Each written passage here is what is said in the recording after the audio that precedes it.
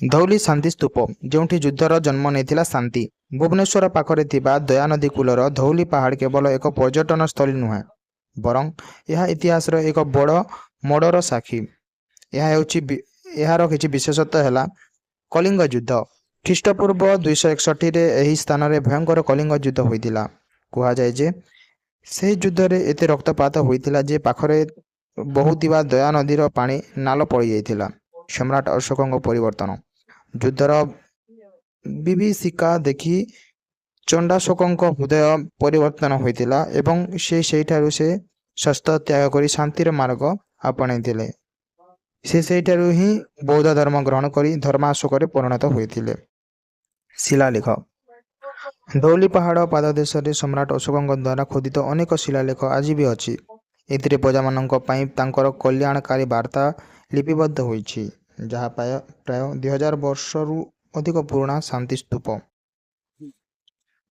1972 Japan Buddha ସଂଘ ଏବଂ ଓଡ଼ିଶା ସରକାରଙ୍କ ମିଳିତ ସହଯୋଗରେ ଏଠାରେ ଏକ ଭବ୍ୟ ଶ୍ୱେତ ଶାନ୍ତି ସ୍ତୂପ ନିର୍ମାଣ କରାଯାଇଛି। ଏହା ବିଶ୍ୱର କୋଣ ଅନୁକୋଣରୁ ଅହିଂସା ଏବଂ ଶାନ୍ତିର ବାର୍ତ୍ତା ପ୍ରେରଣ କରେ। ରାତି ସମୟରେ ଏଠାରେ ହେଉଥିବା ଲାଇଟ୍ ଆଣ୍ଡ ସାଉଣ୍ଡ ଶୋ ମାଧ୍ୟମରେ ଓଡ଼ିଶାର ଏହି ଗୌରବମୟ ଇତିହାସକୁ ଖୁବ୍ ସୁନ୍ଦର ଭାବେ ଦର୍ଶାଯାଇଥାଏ। କୋଣାର୍କ ସୂର୍ଯ୍ୟ ମନ୍ଦିରର ଚୁମ୍ବକୀୟ ରହସ୍ୟ। 13ଶ ଶତାବ୍ଦୀରେ ନିର୍ମିତ ଏହି ବିଶ୍ୱ ଐତିହ୍ୟ ସ୍ଥଳଟି କେବଳ ପଥରର କାରୁକାର୍ଯ୍ୟ ନୁହେଁ, ବରଂ ଏହା ଏକ ଅଦ୍ଭୁତ ଇଞ୍ଜିନିୟରିଂ ନମୁନା ଥିଲା। ଏହାର କିଛି ରୋଚକ ଦିଗ ହେଲା ଶୀର୍ଷରେ ଥିବା ଚୁମ୍ବକ।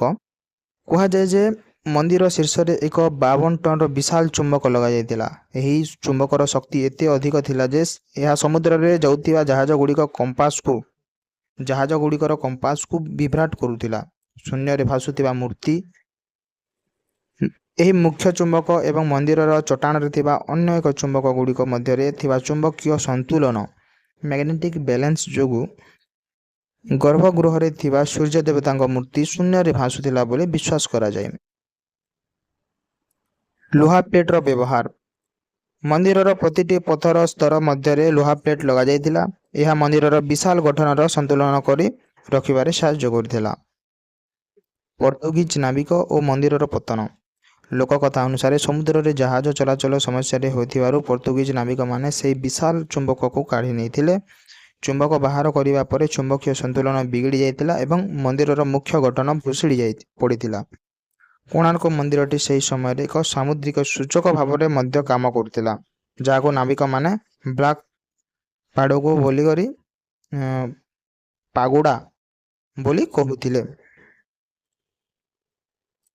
ଓଡ଼ିଶା ରସଗୋଲା। ଶ୍ରୀମନ୍ଦିରରୁ ଶୁଭାରମ୍ଭ। ରସଗୋଲା କେବଳ ଏକ ମିଠା ନୁହେଁ, ଏହା ଓଡ଼ିଶାର ଶହ ଶହ ବର୍ଷର ପରମ୍ପରା ସହିତ ଜଡ଼ିତ। ଏହାର କିଛି ବିଶେଷତ୍ୱ ହେଲା ନୀଳାଦ୍ରି ବିଜେ ପରମ୍ପରା। ପୁରାଣ ଅନୁସାରେ ଯେତେବେଳେ ମହାପ୍ରଭୁ ଜଗନ୍ନାଥ ରଥଯାତ୍ରା ସାରି ମନ୍ଦିରକୁ ଫେରନ୍ତି, ମା ଲକ୍ଷ୍ମୀ ଅଭିମାନ କରି ଦ୍ୱାର ବନ୍ଦୀ କରିଦିଅନ୍ତି। ମାଙ୍କ ଅଭିମାନ ଦୂର କରିବା ପାଇଁ ପ୍ରଭୁ ଶ୍ରୀ ଜଗନ୍ନାଥ ତାଙ୍କୁ ରସଗୋଲା ଖୁଆଇ ମନେ ପକାନ୍ତି। ଏହି ପରମ୍ପରାକୁ ନୀଳାଦ୍ରି ବିଜେ କୁହାଯାଏ, ଯାହା ଶତାବ୍ଦୀ ଧରି ଚାଲି ଆସୁଛି। GI tag geographical indication. ରସଗୋଲାକୁ ନେଇ ଓଡ଼ିଶା ଏବଂ ପଶ୍ଚିମବଙ୍ଗ ମଧ୍ୟରେ ଏକ ଲମ୍ବା ବିବାଦ ଚାଲିଥିଲା। ଶେଷରେ 2019 ମସିହାରେ ଓଡ଼ିଶାର ରସଗୋଲାକୁ ଏହାର ସ୍ୱତନ୍ତ୍ର ରଙ୍ଗ, ସ୍ୱାଦ ଓ ଗଠନ ପାଇଁ GI ଟ୍ୟାଗ ମିଳିଲା। ସ୍ୱତନ୍ତ୍ରତା। ଓଡ଼ିଶା ରସଗୋଲା ସାଧାରଣତଃ ଅଳ୍ପ ବାଦାମୀ ରଙ୍ଗର ଏବଂ ଅତ୍ୟନ୍ତ ନରମ ହୋଇଥାଏ। ଏହାକୁ ପାଟିରେ ରଖିଲେ ଏହା ସହଜରେ ମିଳେଇଯାଏ ଏବଂ ଏହାର ରସ ଅଧିକ ଗାଢ଼ ହୋଇଥାଏ। ପାହାଲ ରସଗୋଲା। ଭୁବନେଶ୍ୱର ଏବଂ କଟକ ମଧ୍ୟରେ ଥିବା ପାହାଲ ଅଞ୍ଚଳ ରସଗୋଲା ପାଇଁ ବିଶ୍ୱ ପ୍ରସିଦ୍ଧ। ଏଠାରେ ପ୍ରତିଦିନ ହଜାର ହଜାର ହାଣ୍ଡି ରସଗୋଲା ବିକ୍ରି ହୁଏ, ଯାହାର ସ୍ୱାଦ ସମ୍ପୂର୍ଣ୍ଣ ନିଆରା। ମହାପ୍ରସାଦ। ବିଶ୍ୱର ସବୁଠାରୁ ବଡ଼ ରୋଷେଇଶାଳାର ଚମତ୍କାର। ପୁରୀ ଶ୍ରୀମନ୍ଦିରର ରୋଷେଇଶାଳା ହେଉଛି ବିଶ୍ୱର ସବୁଠାରୁ ବଡ଼ ରୋଷେଇଶାଳା, ଯେଉଁଠାରେ ପ୍ରତିଦିନ ହଜାର ହଜାର ଭକ୍ତଙ୍କ ପାଇଁ ରନ୍ଧା ହୁଏ ନିର୍ମାଲ୍ୟ ଏବଂ ଅଭଡ଼ା। ଏହାର କିଛି ଆଶ୍ଚର୍ଯ୍ୟଜନକ ବିଶେଷତା ହେଲା ସପ୍ତମୂର୍ତ୍ତିକା କୁଣ୍ଡ। ରନ୍ଧନ ଶୈଳୀ ଅତ୍ୟନ୍ତ ଅଦ୍ଭୁତ। ଏଠାରେ ଚୁଲି ଉପରେ ଗୋଟିଏ ଏମିତି 7ଟି ହାଣ୍ଡି ରଖାଯାଏ। ଆଶ୍ଚର୍ଯ୍ୟର କଥା ହେଉଛି ସବୁଠାରୁ ଉପରେ ଥିବା ହାଣ୍ଡିର ଅଗ୍ନି ପ୍ରଥମେ ସିଝିଥାଏ ଏବଂ ସବୁଠାରୁ ତଳେ ଥିବା ହାଣ୍ଡି ନଗ୍ନ ଶେଷରେ ସିଝିଥାଏ। ମା ଲକ୍ଷ୍ମୀଙ୍କ ରୋଷେଇ। କୁହାଯାଏ ଯେ ଏହି ରୋଷେଇଶାଳାରେ ସ୍ୱୟଂ ମା ଲକ୍ଷ୍ମୀ ରୋଷେଇର ତତ୍ତ୍ୱାବଧାନ କରନ୍ତି। ଯଦି କୌଣସି ଦିନ ରୋଷେଇରେ କିଛି ତ୍ରୁଟି ରହେ ତେବେ ମନ୍ଦିର ପରିସରରେ ଥିବା ଅଦୃଶ୍ୟ କୁକୁରକୁ ଦେଖାଯାଏ। ଏହା ସଂକେତ ଦିଏ ଯେ ସେହି ଦିନର ପ୍ରସାଦ ମହାପ୍ରଭୁଙ୍କୁ ଅର୍ପଣ କରାଯାଇପାରିବ ନାହିଁ। ପରିମାଣର ରହସ୍ୟ। ପ୍ରତିଦିନ କେବଳ ସତ୍ୟକ ଭକ୍ତ ମନ୍ଦିରକୁ ଆସିବେ ତାହା କେହି ଜାଣନ୍ତି ନାହିଁ, କିନ୍ତୁ ମହାପ୍ରସାଦ କେବେ ହେଲେ କମ୍ ପଡ଼େ ନାହିଁ କିମ୍ବା ବଳି ପଡ଼ି ନଷ୍ଟ ହୁଏ ନାହିଁ। ଏହା ଏକ ଦେବୀ ଚମତ୍କାର ଭାବରେ ବିଶ୍ୱାସ କରାଯାଏ। କୁଡ଼ୁଆ ଓ ବାଷ୍ପ ଇନ୍ଧନ। ଏଠାରେ କେବଳ ମାଟି ହାଣ୍ଡି ବା କୁଡ଼ୁଆ ବ୍ୟବହାର କରାଯାଏ। ରନ୍ଧନ ପାଇଁ କେବଳ ଗଙ୍ଗା ଯମୁନା କୂଅର ପବିତ୍ର ଜଳ ଏବଂ କାଠ ଜାଳେଣୀ ବ୍ୟବହାର ହୁଏ।